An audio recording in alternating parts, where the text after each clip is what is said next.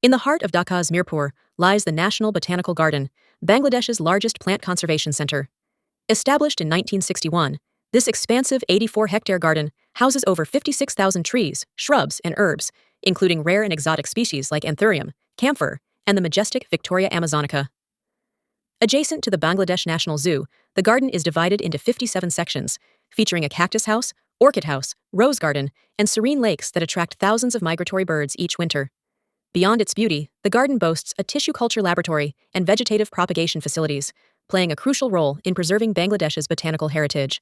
Managed by the Department of Forestry, it's a haven for nature lovers, morning walkers, and researchers alike, offering a tranquil escape from the city's hustle. Whether you're a botany enthusiast or seeking serenity, the National Botanical Garden is a must-visit gem in Dhaka. For more stories from our heritage, subscribe to Curious Bengali and like this video.